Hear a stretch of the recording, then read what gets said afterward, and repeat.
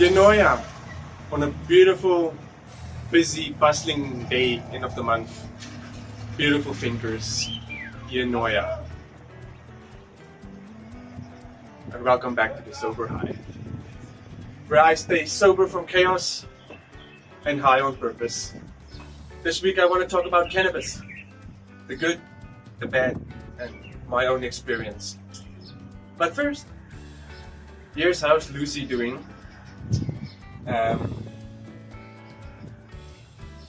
We accidentally gave her too much water, so now she's drooping, but it's fine. I never said I was an expert grower, I'm still learning, so yeah, we just have to leave her now to dry out. Sure, she will recover. I really want to clear up some stuff before I continue on my journey sharing this with you. I am not a doctor or a cannabis professional in any way. I'm just someone who's been using it for years and who's trying to build a healthier relationship with it. Everything I share is from my own experience and the things I've noticed about myself and of other stoners. I'm not encouraging anyone to smoke more. My whole message is intentional and mindful use. Cannabis does have its benefits, but it also has downsides that not everyone talks about. But I'm here to talk about both. My goal is to help people become more mindful, more disciplined, and more aware, whether they smoke or not. It's universal. Take what helps you and leave what doesn't. This is just my journey and what I've learned. With that being said, some of the most common known downsides of cannabis is short-term memory issues. If used too much on a daily basis, it does affect short-term memory a lot. Like you would forget you had a conversation, or you would walk into a room and you'd forget why. But I've noticed it's worse with bad quality weed, and it's not permanent, the short-term memory loss. If you take a break for long enough, that cognitive functions, they return. It's not permanent. Cannabis can increase anxiety or paranoia, but it does not cause it. It only enhances what is already there. If you are an anxious person and you smoke weed, you'll be a more anxious person. Can cause emotional blunting. It can make you careless and avoid your problems. Your body builds tolerance fast, which causes you to smoke more to feel the same. That's why we do tolerance breaks, so we can stay on the same amount of sessions per week and still feel the same amount of effects as usual. It's also very easy to be dependent of it. If it's part of your routine, and it's been part of your routine for a while, it's hard to stop. It also causes brain fog, slow thinking. And again, I've noticed this is much worse with bad quality weed. It's very true that bad quality weed equals a bad quality high. The brain fog also cleared up a lot after I've switched back to joints from the bong. The bong is too instant. There's no ritual to it, and you do it so mindlessly that it's easy to fall back to smoking more. It also causes lowered REM sleep. Now I know you're wondering what REM sleep is. It's rapid eye movement sleep.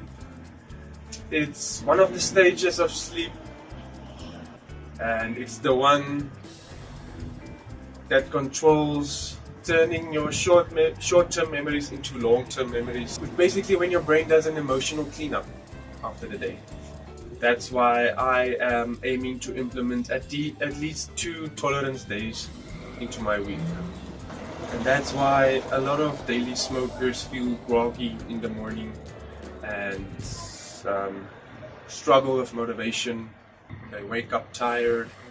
It can also be a financial drain, especially if it's a daily habit, and especially if, like me, you've decided to quit smoking the local stuff, which is not good quality. Where I live, at least, I switched to greenhouse. I now know the strains that I'm smoking, whether it's indica or sativa dominant. And it's only been this week and I'm already feeling a huge difference in energy and in mental focus. So I'm not going back to local weed, which is the cheaper option, of course. But again, shitty weed equals shitty high. My smoking schedule this week was a success. Gradually decreasing my sessions until I reach what I want. This week I removed one session each day successfully, and I did not revert back to bong. I stayed on my joints. Now, it's not all bad, at least, otherwise I wouldn't be doing this.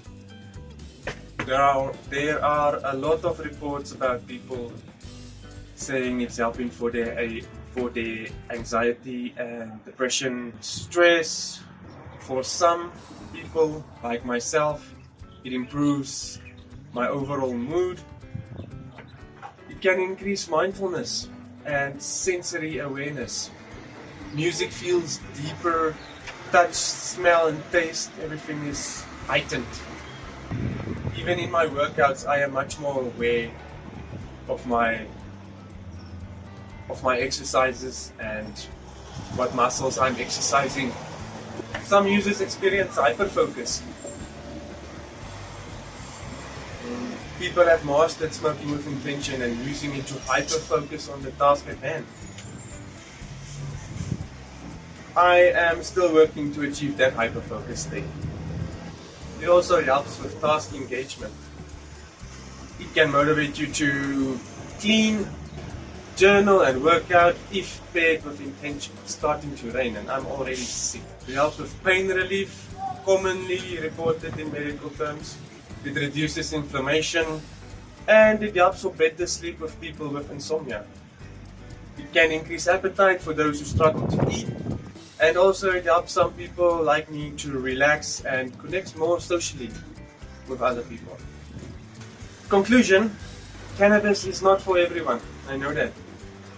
And it's such a widely understudied subject because it varies so much from person to person. But I strongly believe if you use cannabis with intention and limits, it can be a powerful tool in life. Cope and to create. I love the plant overall, to grow it, the smell of it, and the different effects it gives. I'm in love with the plant. I just wanted to give you a few facts today about cannabis. I will be seeing you next week then. I am gaining weight, so I'll be leaving early. Denoya.